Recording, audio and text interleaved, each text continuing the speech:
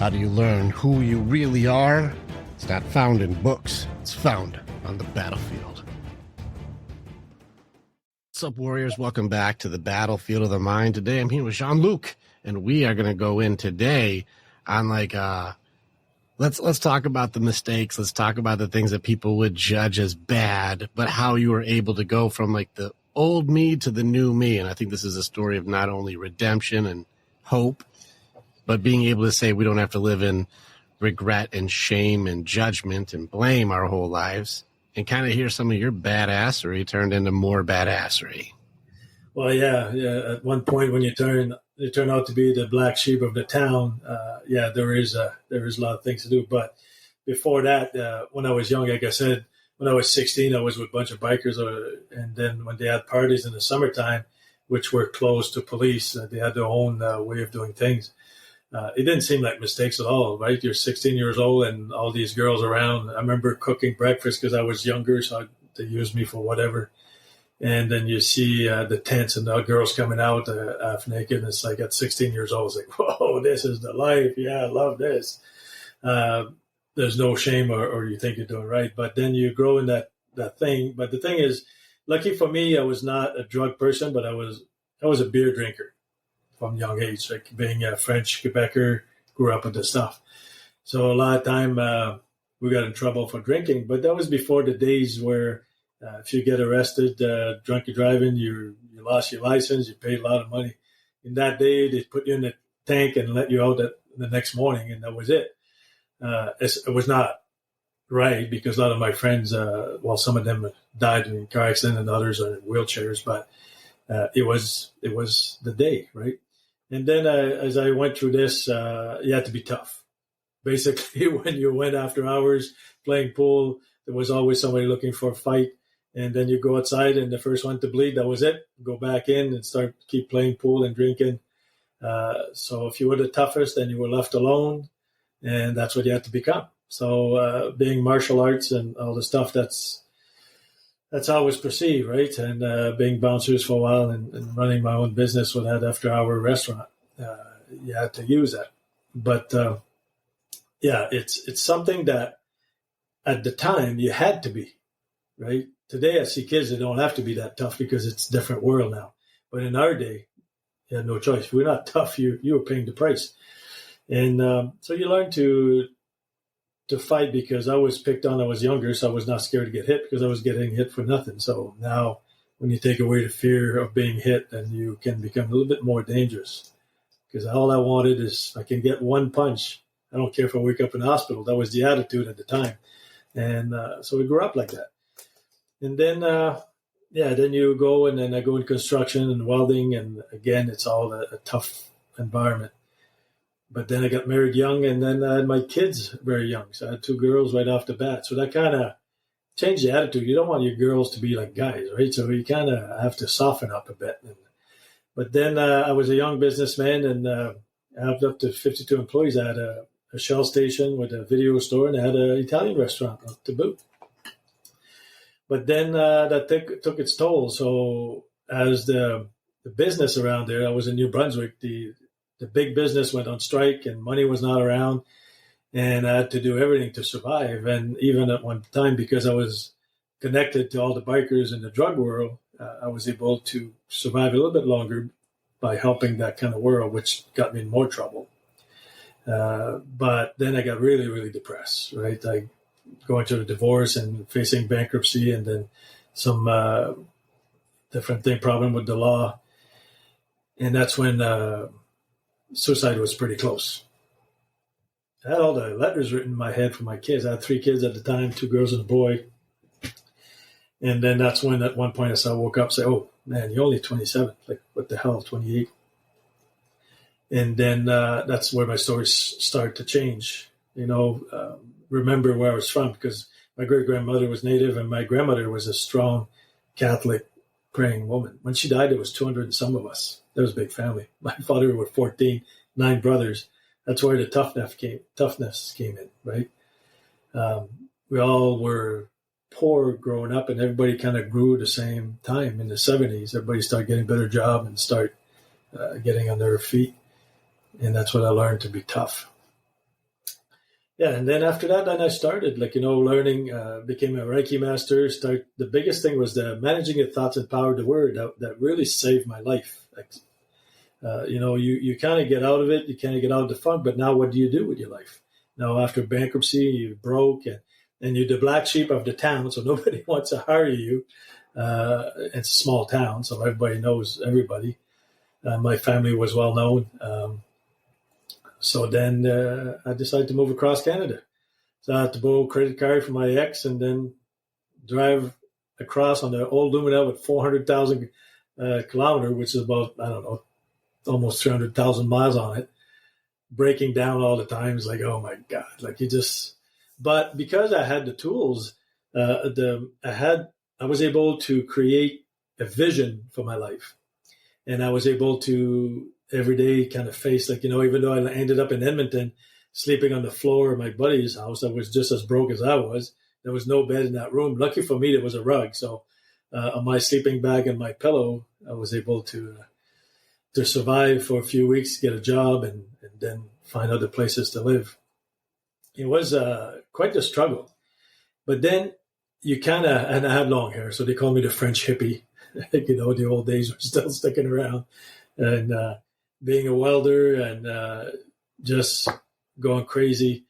And then when you're broke, life is so hard because what I did when I came to Alberta, I didn't know that in the summertime here, it's light at 4 in the morning and until 10:30, 11 o'clock at night.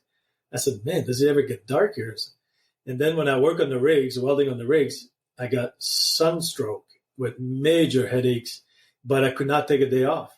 So for 3 or 4 days, I'd get up with a major headache, like migraine, go to work with the migraine all day. Like I could have died of a heart attack, but I could not take a day off. I needed the money. I needed to keep working. So after a few days, then the headache started to go away because I kind of realized I was working at the top of Derrick in the sun. So you work with a helmet and leather jacket. And it's just but you have no choice because you have to survive. And so it's like, what the hell do you do? So that's when the toughness paid off, right? To be tougher than your body and tougher than the next guy beside you. But when I look back, it's like, man, that was not a good decision for my health. It's like, what the hell were you thinking? But I was not thinking. Everything is about surviving, about getting some money, get going. And they were not paying a lot of money. I think it was getting $15 an hour. It's low for a welder, but I was in there and then kept going and then another job. And sometimes I had 2 jobs. I had a job on the weekend and jobs during the week and living with the guys. You rent a house with 3 guys, but also there's 15 people because the cousins and brothers and girlfriends are showing up. They've taken all my food and because I'm working on the weekends, I'm working during the week and everybody's there partying. So you kind of like, okay, something's wrong here. I got to keep going. Right. And then that's what I did. So step by step, you kind of make sure you understand your vision. Make sure what's your passion that drives you because now you're ready to kill somebody. Right? You got to lock your bedroom door and put your food in your bedroom so they don't take it all because they're just party people. And the guys I rented the house with, well, one of them is away working in the camps and just everybody's just abusing and it's like, and then finally get my own place and keep going and then get better jobs and work my ass off and then move up and then take more courses, go back to school. In the meantime, always working on the spiritual side. Because that's what keeps me going, right? If you just work on one area, then you can't make it. But then when you understand what drives you and where you want to go and you're able to share with people and connect with some better people, then you keep moving up. And I was in the union as a pipe fitter and a welder, and that's where I worked my ass off. And trying to be nicer in that industry, not get into fights. Because I was a stranger, had long hair, like a hippie, and I was French, which was not a good thing to be in Alberta. So you were a duck. But what I understood is that in the industry, because in construction, you go job to job. You're hired to be laid off. You're here to fix something or do something, then once it's done, you're gone. And I realized that the foremen and the general foreman, they were all buddies. And the next job, the foreman could be the general foreman and vice versa. So they never gave themselves bad jobs. So the stuff that needed to be done that was dirty, well, there's Allaire. Give it to him, right? And so I got to learn to do all the bad job, the dirty job, but the learning jobs. Because they give it to me, nobody knew how to do it. So I had to figure it out, and I had a crew that would follow me. And then all of a sudden, my name is getting up there. So the general foreman and the foreman that don't want to piss each other off, they give me all the weird job. And then that's when I became specialty in a lot of areas. And then I had a crew that would follow me because I was always on overtime. And by doing this, my temper started to slow down a bit because I still had a bit of a temper. When somebody abused me or kind of the right word is shit on me, I would not take it easily. I would fight back, which is not always a good thing when you're trying to move up. But and that's why I always had to remember, okay, where do you want to go with this? Like, and I was working way too many hours all the time. Like, when you go into camp, we go here in Fort McMurray where the big plants are, you do 24 days straight. You'll be 12 hours, 14-hour days. And then you come home for a few days. But if you had a girlfriend, well, that didn't last very long because she didn't see you for 24 days. You come in for 4 days. 2 of them, you have to do a lot of work. That was before everything was automatic. You had to go to the bank. You had to pay the bills. And, yeah. So a couple turn around and the girlfriend be gone and look for another girlfriend. It's like, but I took care of my kids and I took care of my parents. And that was the whole thing, right? To get back on track and just keep moving up. And the doors kept opening because I worked so hard that the doors would open and I would go. And then a lot of time I had to go back to school, night school, weekend schools, to become, I did my PMI, which is Project Management Institute. That was a year program and once a weekend every month. And then they gave me a computer at one time. Like, you're a welder, pipe fitter, and you keep moving up and all of a sudden they put you in the office with a computer. What the hell you do with this? So I had to go to class for Excel and Words and all the different courses. And guys were laughing at me. Why are you doing that? They'll show you here. No, I need to know more. Right. And so I wanted to keep climbing, but I had to do the process. Like, how do you do Excel spreadsheet when you've never seen one? So that was quite a long time ago. That was at the beginning when that started. But yeah, they put me in an office, a guy from the field, like, what do you do with this? So that was interesting. So I had a lot of good people helping me. I was always one that would communicate with a lot of people. And I learned that from my mentor. I had a construction manager that really took care of me, became a director. And I followed him, and he was good to me because I was working hard. And he'd give me all the shitty jobs because he knew I could do it. But the worst part, what I thought is that he'd give me a shitty job. I would do it, fix the problem, have everything going. Then he would pull me, give it to somebody else and pull me. At first, I was getting mad. So why? Because you can fix it. Now it's fixed. Don't need you there no more. And what I realized is, even though I would get stressed every time he throw me somewhere, I was learning. I was learning a lot. Because every time he threw me somewhere, I had to figure out what was supposed to be doing there, where we're supposed to start and where we're supposed to end. And then I would just go the whole process of what it was. So whatever he threw me in, I learned the whole thing 100% to be able to fix it. But then I would wait. After a while, I would wait to tell him everything's fixed because I knew he would pull me out and throw me to another bunch of dogs. Because there was a lot of managers that hated me coming in because they thought they could fix it. But by the time I got there, they really had problems. So I learned to navigate more in a political way, right? Not the way I was raised where you guys are dumbass and I'm here to fix your problem. So you learn to come around a bit and say, well, I just want to check it out, see what I can do to help you instead of you guys are dumbass. So you don't say that. You might think it, but then all of a sudden I started to have switches in my head that would stop me from saying things that I didn't have. Like I didn't have that switch before. There was no politically correct terms in my vocabulary before that. But this manager that I had that took care of me would teach me stuff. First of all, I said, smile more because I was a serious type of guy because I was a new guy. I was a French guy. And it kept in my head for a long time until I finally got rid of this. Just, you don't have to be so serious. You know your stuff. Like just do what you got to do and enjoy. the enjoy part of everyday life is what kind of helps everything. If you can laugh every day and have good connection with people, that's what helped me to keep my bad temper in check and well, get rid of a bunch of it, because the bad temper usually comes from a feeling of powerlessness. And that's why when you see a 3-year-old have a tantrum in the store, is because they can't communicate properly yet.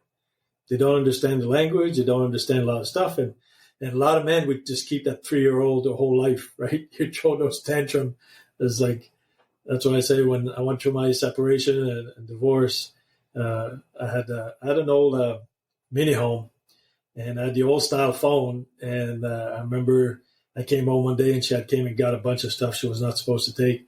And I called, and I got so mad I took that phone and threw it at the wall. It went to 3 walls, and it was all cracked up, but it still worked. I was like, try to do that with an iPhone today. That's like, that is insane. Yeah, so I grew up with that stuff. Like the temper, I understand temper. My dad would laugh a lot because I remember I had my first truck was 1976 Ford, and I remember one time I switched from my light wouldn't work, and I just reached out with my foot and I smashed it, and it went right into the dash. And then I took it to my dad at the garage. So every weekend my truck was in the garage for something, and I took it there. It's like, oh my God! So I had to put a new switch, and it's like, you got to slow your temper. But it took a few years, and you learn the hard way after you pay for so many things you break. And then all of a sudden at one time you don't break nothing anymore. You just kind of take deep breath. Okay, I don't need to hit anything. Just got to calm down and take it from there. I think you make a lot of good points. Thanks for sharing so much of your story, man. I'm going to do a couple recap things, if it's okay with you, to kind of go through, like, let's look at some of the pieces that we got here, because it's kind of cool what you got. Let's take a look at some of these lessons that you peppered in and see if people can go, damn, there was a bunch of lessons that are in here. First off, a lot of the dudes can relate with you got to be tough. A lot of guys can relate. You got to be tough. You had the biker world, construction world. You had this like doing the shit jobs world, and people putting you down or judging you for being French or being long-haired, or the initial judgments and, stereotypes you had to beat out. You got to be tough. And a lot of us guys don't understand what strength really is, especially when we're young. We think it means be mean, have a temper, hurt other people. That makes you tough. Be a real man. Don't cry. Don't show weakness. Don't show vulnerability. But I think you pointed out, too, that this temper and this belief system of what tough really is, which is generally terrified of being authentic. It's terrified of being seen for what you really are, which is not tough at all. This temper isn't free. There's always a price tag to your temper. There's a price tag to your toughness. And that's why I call this type of anger a gamble. It's because, you want to get angry? All right, I'm going all in. This means I either super win or I super lose. I'm like, that's quite the gamble for this when you're going to go all in. On what? A game of pool? On what? A disagreement over where a truck should park? Like, we're going to go all in on what? You don't like my outfit today? I'm going to go life or death all in? A little interesting that we make these gambles and we go all in based on what? I'm tough. You also mentioned like that toughness gave me a fortitude later that like made it so I could push through what would have been like otherwise the end of somebody. But we went past a couple things that was a pretty big milestone that needed to be talked about. When you had your 2 girls and you were out there in this predator-prey mentality, no fear, gotta fight. Like, you had these 2 girls and it started softening things up, but it made it so that be tough, fast life actually had a price tag for you where you said you went into severe depression to the point of suicide. And this is something that people will glaze over very quickly. A lot of guys are running into this where I'm doing all the things I thought were right. How can I feel totally hopeless, worthless? How can this be my life when I do inventory? I'm sleeping on a fucking floor. People are eating and stealing all my food.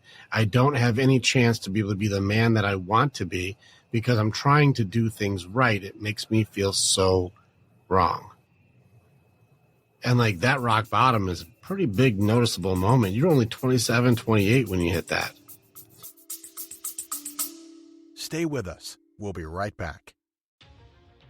Warrior, thank you so much for being a part of the information that we have. And you're part of our story as we are a part of yours. It's very much an honor to be able to connect with each other.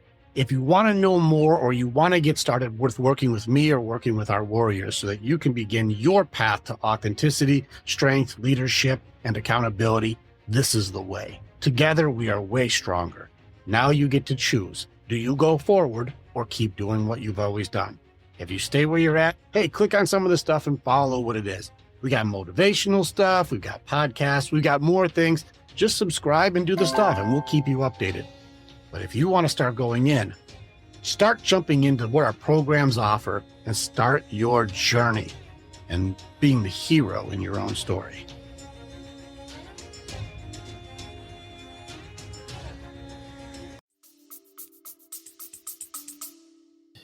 Yeah, and it's the thing when I woke up said I had a background when I was young because I stayed at my grandmother. But then when you get to, you pass the teenage and you get married young and stuff, you forget all this stuff. But it came back.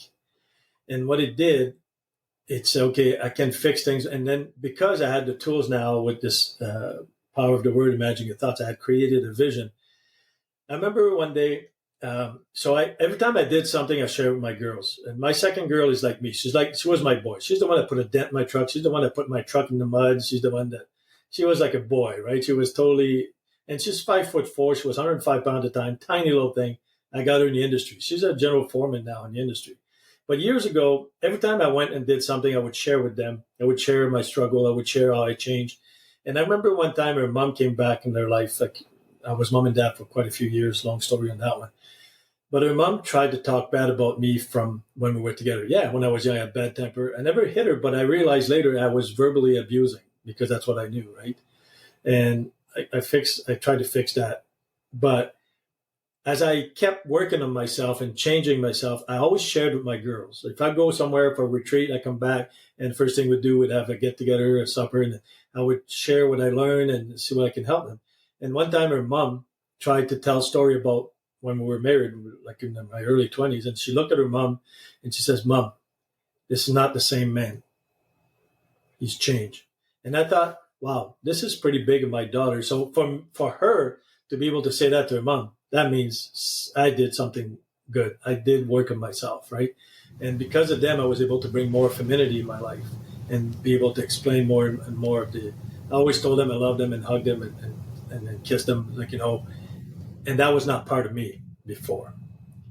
So as you work on yourself, there's parts that when you hit the wall, that's harder. And the thing I tell people is have coaches, have people that will help you and challenge you. Like some people, I watch this guy on YouTube, I watch this guy on TV. It's not the same because when you watch somebody, you still hear it and see it through your limiting belief. You're going through what you know, so you will not accept anything. But when you one-on-one and somebody challenges you, that's usually when you hang up and go in your corner. It's like, well, dare say that to me. How dare judge me like that? And then you come back and you have to be challenged. That's what happened to me. I had the greatest teacher that would, "Hey, this is bullshit. Why are you doing that? That's not right." And I would say, "What? No, that's the way to do it. You got to be tough. You got to stand your grounds." And well, not quite that way, And that's the biggest thing when you're feeling down. You got to reach out to somebody. And then you got to get help. And can't do it if you're tough. You can't do it if you're tough, Jean-Luc. You can't do it. I'm too tough. I don't need help. I don't need counseling. I don't need therapy. I don't need a coach. I don't need a mentor. I'm too tough. I'm a real man, Jean-Luc. I don't need anyone to help me. I could do everything on my own. Yeah.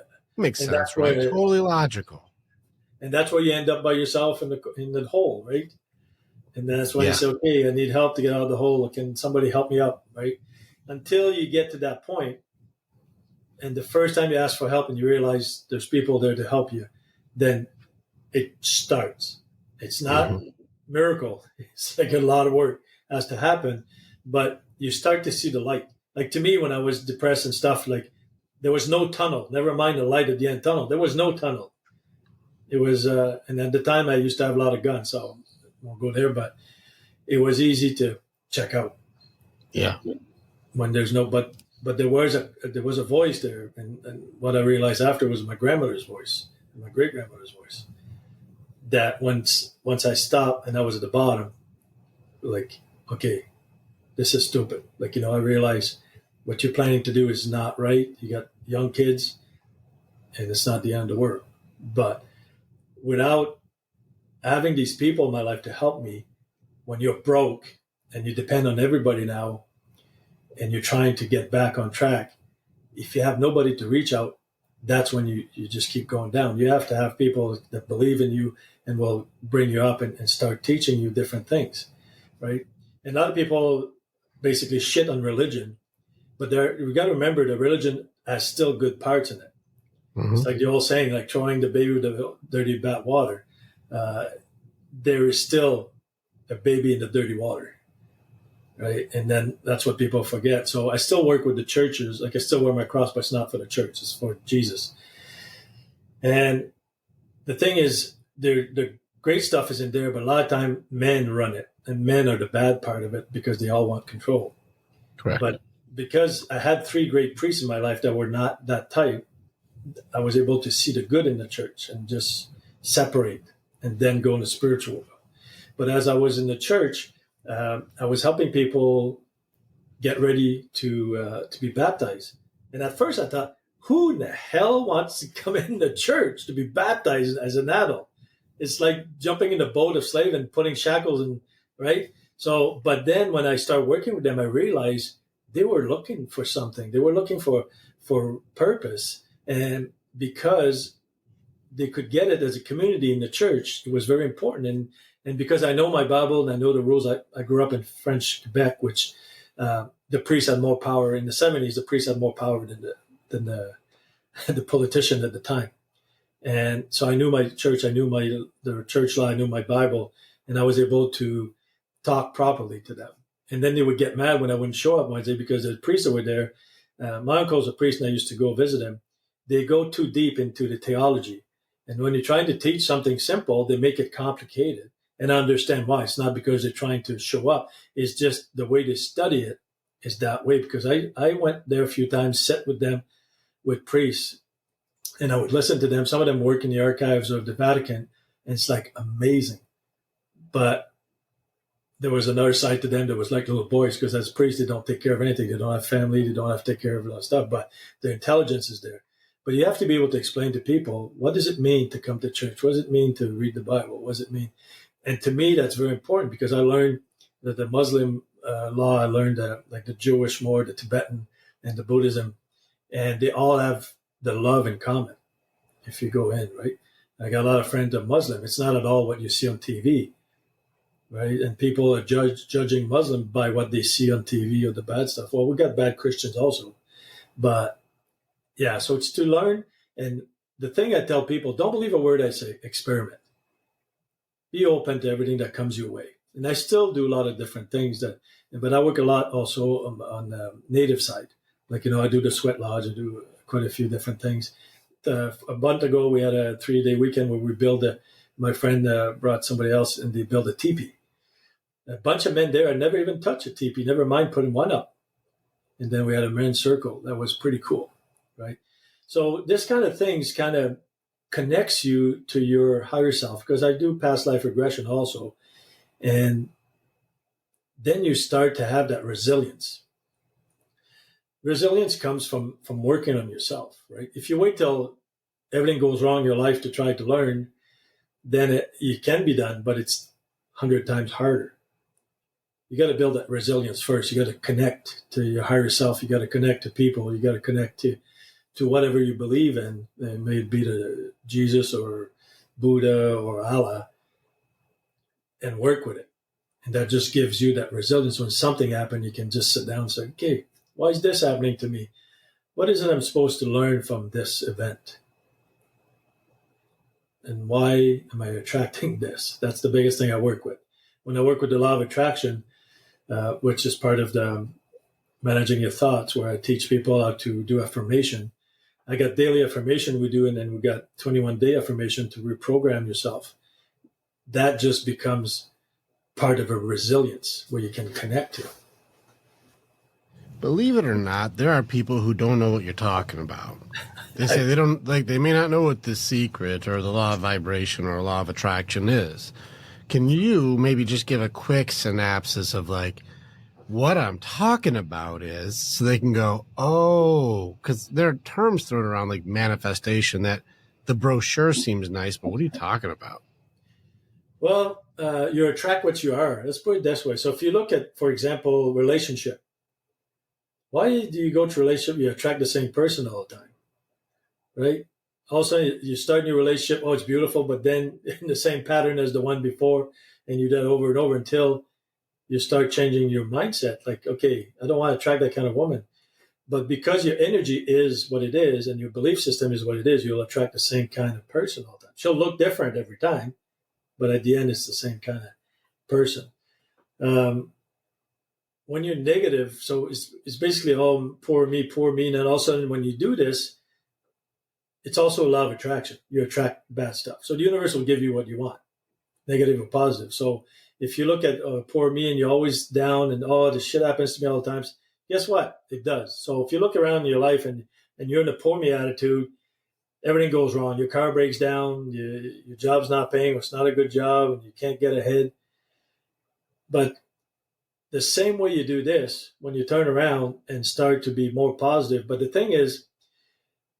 thing about being positive, like a lot of people say, oh, I say all the positive things every day and it's not working. The problem is positive wording or constructive wording is like seeds. But the thing is, your limiting belief is what will stop it. So it's like putting seed on cement. So for example, you want to attract money. You say, oh, I want to make more money. I make more money. I have a better paying job. But then all of a sudden your limiting belief is that money is dirty. Only rich people, like my grandmother's rich people were bad people because they got screwed over. So that creates a limiting belief like cement on your seat. So once you remove this limiting belief that money is bad, and you start doing it again, but now your seeds are falling on good grounds, and now you attract the money. Energy, it's hard to define somebody. So you have to start from the beginning of what you want and what you attract and look at where you are in your life. So I call it the GPS, basically. The GPS, you have to know where you are now. Most of us now, the car tells you where you are, but in the old days when we had to go in the field, you had to take a machine with you and find out the GPS and put where you are in the GPS to know where you want to go. And that's the thing. So basically what we need to do is find out, how do we got here today? What is it that worked for me and what didn't work for me? That shows me my way of thinking and the way of attracting what I have today. So if you're in trouble today and your life is like shit and you always got a bad relationship or you always got bad luck, let's look at it, right? Why is that? And then try to start switching. You can't switch everything right off because there's still hard set mind, especially tough guys, right? He's like, no, I know what to do. I won't do it. Like, that doesn't make sense. Okay, let's try it just for fun, right? Don't believe me. Just try it. Here's a cool thing, then. It's funny that you say, like, to be able to that jump for guys, that jump. Like, let's take into account some of the things that helped you switch over. I'm going to go back to when you were working construction and the guys would do what would be considered, if you had a poor me victim mindset, they're only fucking with me. They're giving me the shitty jobs. They're making me have to do the ones that suck. These guys are always trying to get me. They're always out to get me. But here you are, and you keep saying a term over and over again. I'm going to fix that. I'm going to fix this. I can fix this thing. I'm going to fix the things. When you started off as a person who breaks things, you've now switched over to a person who wants to fix things. And this is like you said, the cost of temper. And then now I'm put in these positions that are going to really test my resilience. They're going to really test my fortitude. What kind of guy am I? What's my real toughness? And so you got put into doing all the dirty jobs, the jobs nobody knew how to do or didn't want to do at all. And they said, Jean-Luc, he'll do that. We'll give it to you. You take the shit job. And you're like, each shit job teaches me something. And it's funny because you started off in a position that made problems, broke things, and was considered dirty work. You were the black sheep. You were the one who was the reputation of the town, right? And the way that you cleaned up your reputation was by doing the dirty jobs. That's interesting, right? That I did the dirty jobs until my reputation became cleaner. Almost like I went in and did the work nobody wanted to do so I could be seen as who I'm really trying to be. Yeah, it's like I moved across Canada to get away from that name. But the thing is, because I had a clear vision, when I got there, I realized like I wanted to make money. So by doing the dirty job, I was now foreman. So foreman is getting $5 more an hour, and on double time you get $10 more an hour. So to me, because now I was hungry, I didn't care what they gave me because I was going to make my name. I was going to make sure that I climbed up. But the thing is, I realized these guys were from Alberta. They had worked these things forever. They were kind of used to it. They were not hungry like I was. Well, I think I was being a little more metaphorical also. Yeah, it makes sense. But I want a good name. I want to climb up. But the thing is, there was no poor me anymore because of things I've done and I've worked on, and I had a clear vision. The poor me wasn't there. I was figuring the system. You know, when you're hungry, you look at the way to catch the prey, right? So you're in the woods, you're starving to death. Like, what do I do to catch this prey? I have no guns. What do I do? So that environment was the same. Now I realize what they're doing. Like, they don't give each other the bad job, but I'd learned enough now that I was a foreman, but I was the last foreman. What can I do now to make sure I stay foreman? Not even, and then figure out the system. I was like, they were like praise to me. It's like, how do I do this, right? But the things I learned, I became a specialty in many areas of the construction in the oil field, and that was very great. But there was no poor me in that environment because I was hungry and had total vision. Well, there was at some point. Remember, you hit that rock bottom. You hit this depression. Depression is poor me. Depression is everything sucks. I'm a piece of shit. I'm worthless. So, no, it's in there. You're just too damn stubborn with your defense system to admit it. You know, that's what being tough means, is we have to suppress our feelings and our reality to give off a persona or, you know, some sort of an energy of confidence when everything is going wrong. So you'd still go out and meet ladies like you're the man, knowing that I'm going to sleep on my buddy's floor tonight. Yeah, so when I went there, my 27, 28, so it was at my 31 to 32 when I went to Alberta, I came to Alberta. And the thing is, there's probably a lot of fear. There was no more poor me because before I left New Brunswick, I had went through a lot of processes and I was going to be successful out there. There was no poor me, but there was a lot of fear of failing. The failure was like present. Right, I had to succeed. I had to make money. I had to get back on track here because I had a family to take care of. Mm-hmm. So that's what I think was the driving force, having a strong vision of what I wanted, and the fear of not making it was one of the things that was also fueling my drive. Well, you were fighting for more than just self-gratification and greed. Yeah. Now it was for need to take care of others. Yeah. Responsibility helped you reform, if that's what I'm understanding. Yeah, my kids were a big driver. They're the one that stopped me. They're the reason that stopped me when I went through the down, and now they were also the driver of my future. Like, you know, I had to make sure I succeed for me, but for them. And then my parents also, I helped my parents. So it was all. So this is where, we're in a world right now where be tough, be strong, but there's not a lot of empathy for a man. But if you're going to tell me a guy who's at the end of his hope, there is no tunnel, there is no light, can hear the voice of his grandmother and remember that he has to keep fighting through the darkness and the dirty jobs because he loves his children and loves his parents, you're going to tell us guys have no big hearts? You're going to tell us that we are just stoic rocks and that's what we are? We're the rock for our people? It's like, no. we're big-hearted motherfuckers. That's who we are.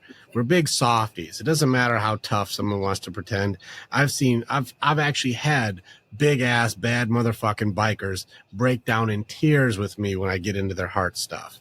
I don't care how tough the dude acts. Inside, we're big softies. And so no different than you, no different than me. I'm a big old softie. Don't get me mixed up. Like, us real tough dudes will fight to the death for people that we love because we love that hard. And so your darkness revealed your heart. Your dirty jobs cleaned up your reputation. The drive for you to survive made it so you tried to figure out a belief system or a thought process to thrive. What I'm saying is, if you're noticing, is the darker the times, the more you find yourself.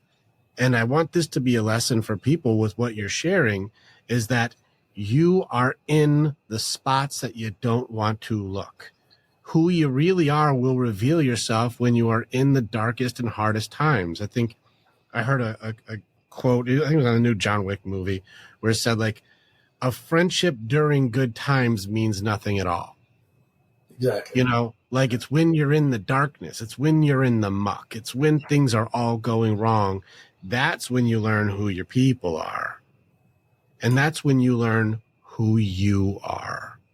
And I think that's what I want to remove, the judgment and shame from anybody who's listening to this, going, I've done bad things. I didn't believe in faith. I don't have, a system that I can operate on. I've made mistakes with my temper. I've broken too many things and I've lost too much. There is no hope for me. You're in a moment now where you find who you really are. You think you're so tough, you have to go alone. You're revealing that you're not actually meant to. And we're stronger together. So start reaching out.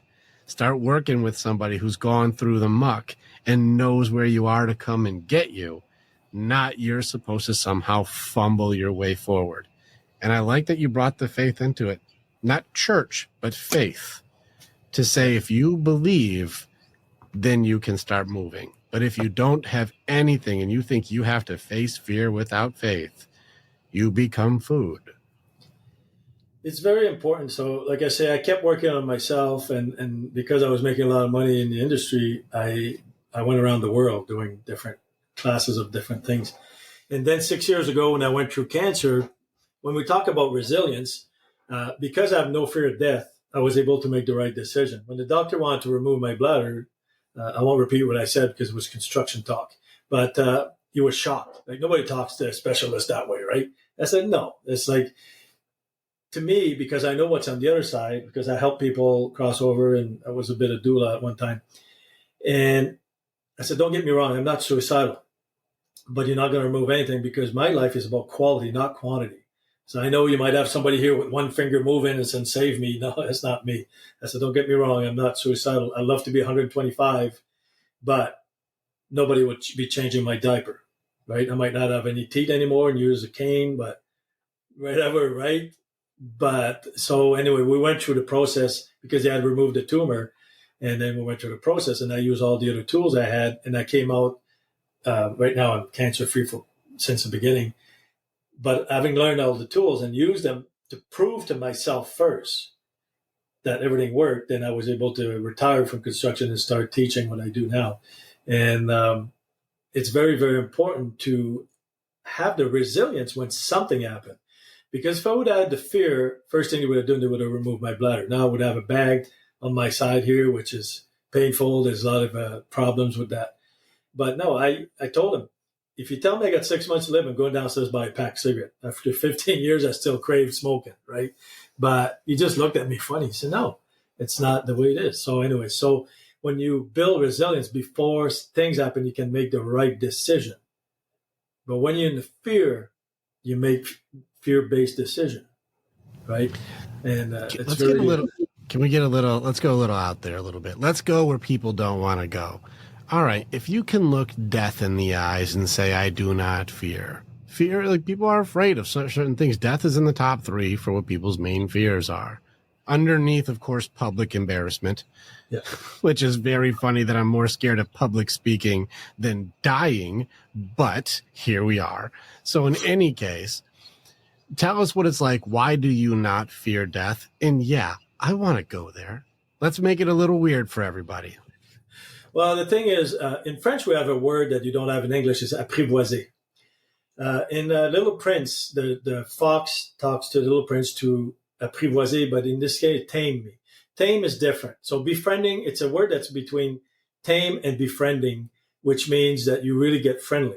So to me, what I teach, because I do past life regression, I had past life experience that are just incredible, that just show me that we're more than our body. Our soul is not our body. And I was able to experience this really, really strongly. So I have no fear of dying. I had fear of suffering, but after going through cancer with millions of needles, kind of got over that part too, because the pain and when they check your bladder, there's only one way to get there. That's the most painful thing. I think it's more painful than a knife in your back. Anyways, so I got over that too. But the thing is, when you know what's on the other side and you experience it and you have faith, but in my case, I actually help people cross over and understand that part. But the thing is, what I teach people is you have to tame, apprivoiser is a better word, but you don't have it in English, where death has to walk beside you. If you put death in front of you, you'll stop to do everything. Some people can't even fly because they're scared it's going to crash. They stop their life completely because of the fear of dying. If you put it in the back, then you become the other crazy one, like Daredevil, right? So you don't want that. You don't want to just forget about that. So if you put death beside you and start to really understand, only in America is the fear of death is so pronounced. A lot of other countries, they welcome it. When somebody dies, they have big parties, with Cinco de Mayo and all the stuff in the South America. I love the stuff. They really, but the thing is, we're all going to die, like death and taxes. So why not learn to deal with it, to tame it and understand it and make it beside you. So when you walk, you're going to get there someday, but enjoy your life to the limit. Right? Don't do crazy stuff. You don't jump off a 10-story building. No, because you don't want that. But you want to be able to enjoy life and not worry about it. And people stop themselves to do so many things because they're scared of dying. Like I remember I had a girlfriend. I was in Madrid. When I first worked in Madrid, they had a big thing going on and people throwing all kinds of stuff. And my friend called me up. Oh my God, you're in Madrid. Be careful. There's riots there. And I said, yeah, I had to walk 10 blocks to go see it. She said, what? Well, yeah, I had to walk 10 blocks to go see it. Like, it's a one little part. If you're in a city of 6 million, something happened, it's usually a one little dot on the map. Right. But people will not go to Madrid because there was a riot there by the palace. Really? But that's fear. Fear-based stops you from anything you want to do. Right? I don't want to go skiing. I might fall and break my leg. Well, yeah, you will because you just said it. But to me, I go skiing all the time. Yeah, did I fall? Yeah, I took one that if I would have video, I would have made $1 million. I probably flipped 6 times. And then I landed. It's like, cracked rib, and my 2 knees were kind of hurt, and elbows broke my thumb. Did I stop skiing? No. Was I more careful? Yeah. It's like the Daredevil kind of slowed down a bit. And I talked to death. I did a video on this after I went back to skiing after, and the fear just took over and my head wanted to go home. I said, no, there's a process that I teach. No, you got to talk to yourself. You got to use if you work with guides or angels or any other things, you kind of process it. No.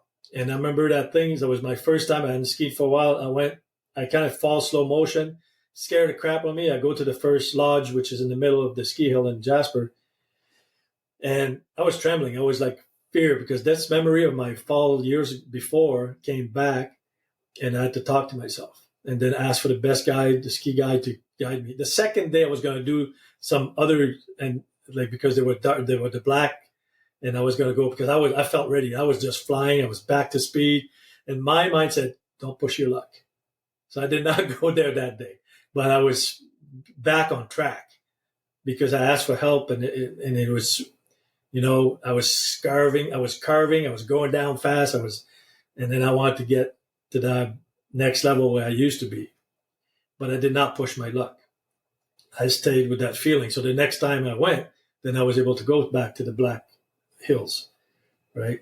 but there's process that we do that we have to make sure we follow. Sure. Yeah, you did like a clever version of exposure therapy. You went little by little, go a little further, little further, little further. I want to stay on this death thing for a little bit. You're not wrong how people are terrified of the unknown. I'm scared. And that's why when you said I've tapped into the known of past lives, I've tapped into the known of a spirit and a soul. I really think I want to go a little bit weird in this. Like, what are we talking about? I really want to go to the stuff people don't want to talk about, the stuff they're scared to admit or they're hard to believe. Because I've had enough spirit talks and I've had enough connections with people that supersede too much logic. There's also connections that I've opened myself up to that have made it so like I cannot put sense to it unless you have an acknowledgement of your soul, unless you have acknowledgement of a connection through our spirits or our energy. There's something more to us than just these meat suits we walk around in. And I am also fully aware I am not the center of the universe. It all does not spin around me. There's way more going on than it's all me who's everything. So I'm aware. Let's go in. How do you know there's past lives? How do you know there's a spirit and soul? How do you know and have so much certainty in the face of what others would be so uncertain about? It's basically like if you put your hand in the fire, there's no doubt fire burns. So if I tell you fire doesn't burn, you just look at me and say, what? So basically when I was in Guatemala, I did my Akashic reading tongue, and the guy that was there, the teacher we had, took us to some breath exercise that took us to past life. And in this case, it was not just light past life. It was like deep, like I was there for real. And there was 3 big events there. One of them was my full life as Native in America. There was many, many lives, but they were so vivid. It was like I was there, like I'm here now. And all these events, they just like, that's it. It's like putting your hand in the fire. You can't tell me different because I just lived it, completely lived it. And then I had more experience after that. And then as I help people. And once you have one, you don't have to have a bunch of them like I had, then you know for sure, right? And when I do a Akashic record, a lot of people resonate when I do a reading. It's not my main business. It's just I do that for on the side. And we have over 900 lives, most of us here. We're here for a reason. There's a big change happening. So if you look at the evolution of people here, the way we are compared to 1,000 years ago, like with all the technology and stuff, that's never happened before. So there's a reason why the souls are all here right now, 8 billion people.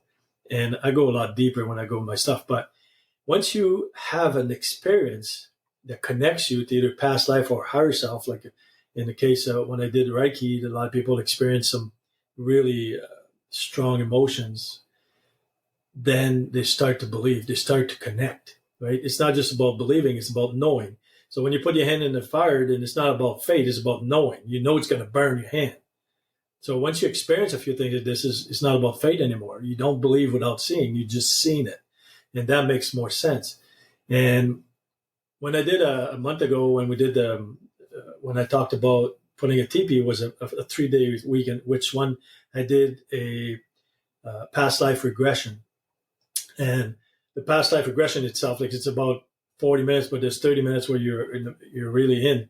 And people came out of there with some stuff like healing, actually. And the guy talked to me after. He's like, I said, imagine what you can do if you did that in 30 minutes. If we could do like quite a few more of these, what would come out of it? He had an answer about the past life that affected his life today. So when you tell him that doesn't exist, he's experienced it. Like it was like, he had tears in his eyes when you tell him the story. And it was like, out of 26 people that were laying down, there's 10 of them that came to me after. And that's just the first time they tried this. So that was powerful. So there's ways to try to connect and really understand, even if you don't believe anything. You don't have to believe. You just got to try it. And that's what a lot of time I do. Let's just try it. Don't believe what I'm telling you, right? Put your hand in the fire if you don't believe me that the fire burns. You tell me after what it feels like. I think it's fascinating. I've talked to other guys too. I did there's a Patreon episode that I have that was too intense for people to like put out in public with Daniel Jackson, who's a spirit medium. And he was also saying past lives is a real thing, dude. And like you've gone through, he pointed me out. He's like, your soul's been back 28 times. He's like, this is your 28th time of you going through it. And there's some have more, some have less. It's just how many times has that soul done its thing? And I was like, all right, I'm listening. What do you got? And he started breaking stuff down. But it's not too crazy when you meet people who are very young who have old souls. People who'll be very young and are just drawn to 1930s music. Like it's not crazy. And I can also say there's parts of me that like, why am I so drawn to certain cultural things over other ones? Like I find Japanese samurai culture highly connected for some reason, but I also find North culture also highly connected. There's warrior DNA in this soul.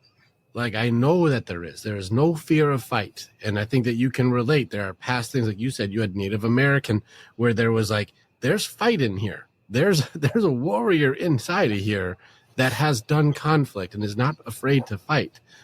And I'm not saying you're like, I haven't touched the fire as clearly as you, but I'm not going to be arrogant enough to say there's no such thing as fire. Like I can't do that because there's too many pieces that people connect that seem to be contradictory to logic.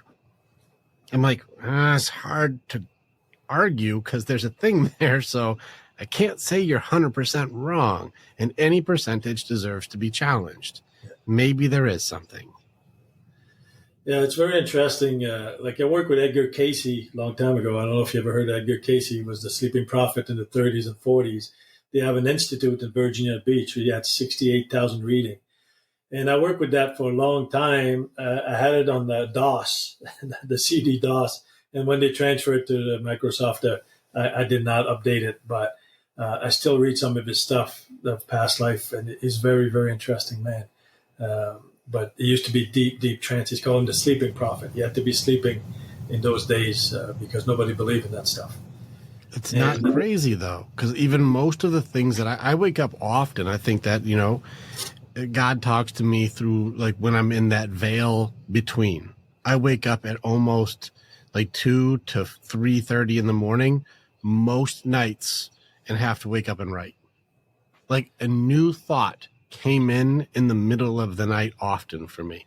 Even this tool right here and many of the tools I've built for psychology and for human behavior have come in the middle of the night. And then I send these out to other authors, other psychologists, other PhDs, other people who have done the work. And I'm like, what do you see when you see this? And they come back and go, this is one of the best tools I've ever seen for this. So is there more information out there than just me? Obviously, there's something happening because I've opened myself up to tap into something that's beyond myself. And it's coming back to where even the greatest minds I know are like, how did you get this? This is incredible. Yeah. So I'm with you. There's a faith there. I kind of want to lean a little bit more too, that you're bringing on a convergence of some type, some sort of technological boom that's made it so why do we have 8 million now and why is it going this direction? You seem like you have a theory. I'm curious on what it is. We can't go too far with this, but like 8 billion people, we know it's too many people for the planet. We know that. Something will happen, and hopefully nothing drastic, but the best scenario would be to have one child per woman, and then it would decrease by itself.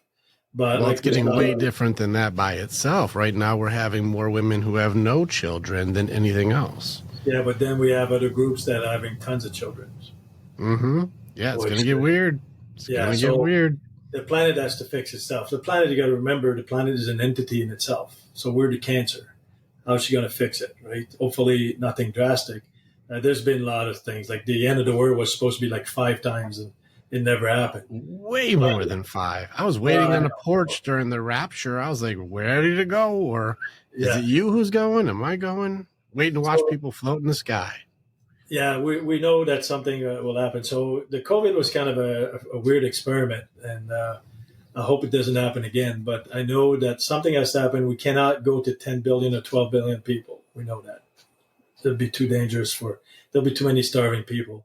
I travel the world, and sometimes I get affected from what I see of the suffering, and then I got to let it go, because when you start understanding past life and how we pick our life, you kind of say, okay, this is what they want to learn. It's still hard to accept, because we feel empathy, we feel sad or whatever. We have to be able to let that go. When I travel, especially when I was in Egypt and a couple other places, I had to really let it go, because I started to get affected physically. So when I left there, it took me a day to get back. But when you work with this past life, understanding we picked our life, we picked our karma, we picked our job here, what we're supposed to be doing here. Sometimes we succeed, sometimes we don't. That's why the wheel of karma is there. And it gets very, very interesting pretty fast. But always have to be careful what we say about it. We're not going to go into it. Okay, I got you. All right. So we know there's a problem. We don't know the solution, but there's a reason for the problem that requires us to find our purpose, if I have it right. Yep. Okay. And you're not wrong. The suffering in this world, it's hard to, if you see it, it's hard to keep your head in the sand. And a lot of people who have never suffered, or especially, I'll call it out on Americans, like we think like, oh no, the population. We're not even 5% of the population. Like the other countries have billions. We're in the millions still, and we're not even at a half of a billion. Yeah. Like it's not even, we're not the overpopulation part. And yet we think what we do is the same as India, or the same as, Saudi Arabia, or the same as China. It's not the same. It's not even close. It's not even relatively close. If you check out India, and there are billions of people who are impoverished. Billions. We can't fathom the number. No, it's crazy. I did that before, because I remember when I was working with Gary Zukav, that was before Trump was elected. It was in that thing, just before he got elected. Here in Canada, when there's election, we can make a lot of jokes. There, when I was going there, first of all, I learned about the black and white, which I did not understand at first, because there was 100 of us going every 6 weeks, 8 weeks to work with Gary Zukav in Portland, Oregon. And that's what I told him. It's like, you think the world's going to end? Like the one that we're against thought, oh my God, if he's elected, it's the end of the world. The one that we're for him, if he's not elected, it's the end of the world. I said, you guys don't represent 0.5% of the population. Like if a U.S. is wiped out today, nobody you're going to notice, right? But I could not make jokes, so that was funny. But here in Canada, when it comes time for election, man, everything is open. Well, listen, anybody who can at least have a little bit of awareness can make jokes on all sides, and like it's not that serious. But it was. That time it was. Oh, I'm sure. Listen, we make up all kinds of stuff. And of course, our propaganda is our truth. And, you saw during that time, like, even though Trump did a lot of good things, people hated him. And because they personally didn't like him, anything good was now made bad.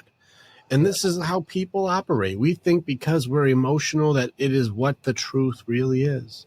But there is no such thing as truth for most people, because we believe whatever we want. And many times our belief systems don't even require a fact to have them. Exactly.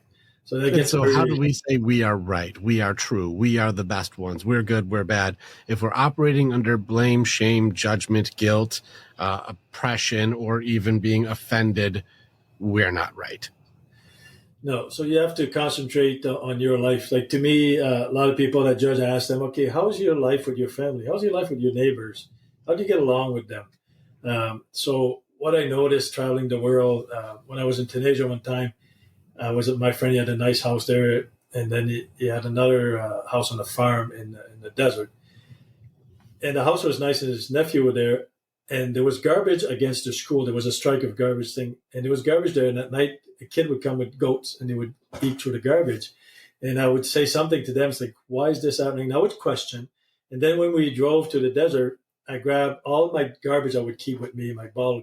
They would throw everything out the window. And they have cactus there, and their bags, their plastic bag blue, and they were full of blue bag in the cactus, because once they hit the cactus, then the nail keeps the bag there forever, right?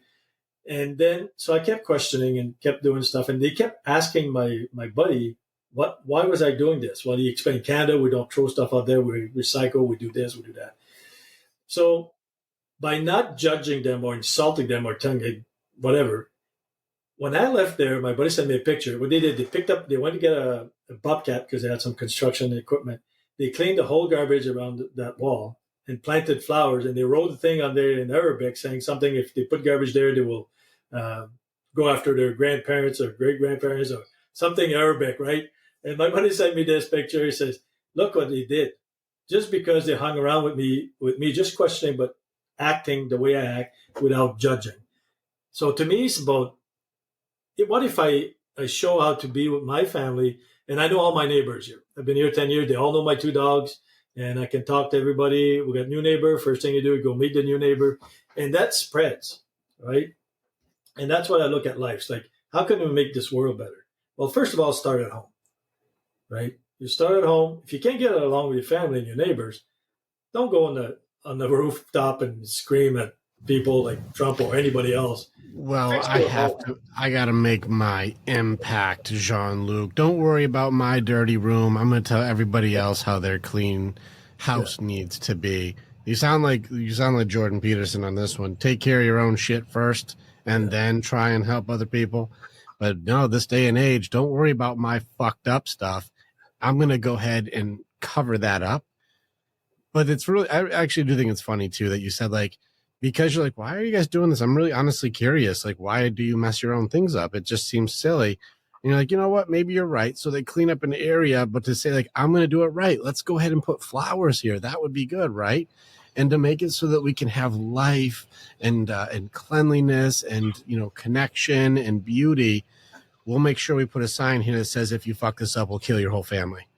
You're like, well, okay, the intention was good. I see what you're doing. Okay. We may be going a little extreme on the other side now. We're like, I love my flowers more than your life. But hold on. The Arabic always have some, I don't know exactly the words, but they always have some saying that is funny as crap, right?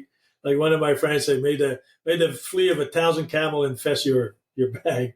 Like, you know, but it's not exactly what it is. They got funny things, but it doesn't translate very well. So this one here is about creating fear of screwing up. But yeah. So that's just by acting properly. Yeah. If you're true to yourself, then you answer yourself then. I'm going to agree with you on this one. This one I agree with you on. We have to first start with us. We have to start with us. And this is why I think people are not able to accept the truth, because they can't look at their own things and call their own things what they are, because we operate subconsciously. We operate in this way that I just do it as a default, or this is how I grew up, or this is what I've always known, or here's what I've always been through. And we never really truly challenge to take care of our own stuff. And yet, because we're coming from wounds, or we're coming from hurt, or we're coming from guilt or shame, or my past biker life and my old mean me, we go in and try and tell others how they need to be so we can be okay. When the reality is our healing is up to us. And once we're healed, then we can help heal others. And we're trying to just guard our wounds by telling others to back the fuck off instead of saying, let me heal so we can hug it out. Exactly. Yeah, pretty good stuff, dude. Your rags to riches story, your progression from the darkness into the light. I am fascinated and appreciative, brother. Now, I know you got stuff coming up. If people are like, Jean-Luc's my dude, like this is my guy, and I want to get more from him, and I want to learn more about how to connect with myself. I want to learn more with this TP thing you're doing. I got to see what that's about. I want to touch the fire. I want to grow with you. Where do they go? What do they do? How do they reach you? Well, I didn't put my full name on there, Jean-Luc Allaire. So I got the website, jeanlucallaire.com, and they can book a 30 minutes free talk, and just they can ask questions and see if we're fit for each other, because I always like to have clients that are ready to invest in themselves. I don't know where to put it. Nah, we got all your links in the bio, man. Don't worry. We'll take care of you. Yeah, we'll take care of you, but this is exciting, man. Jean-Luc, I hope that people are reaching out to you. Jean-Luc Allaire, That's correct, right? I make sure I mess up my French all the time. So let's get some people to meet with you, and let's help people clean up their own backyard, take care of their own stuff first. Yeah. You don't necessarily have to do the fear of death of their family when you clean up your yard also. But it is good to be able to figure out you for you, even if you're in the darkest hole, even if you feel like there is no hope. There are people who have fought their way out, and there are other people with a warrior spirit, just like you, who you can help guide them out. So it's an honor, brother. I appreciate you very much. I appreciate your time. Click on the button and you can become the hero in your own story. It's time to start making the choices to change. And the evolution that you're going to do begins with choosing the next step. This is the way. And together, we're always stronger.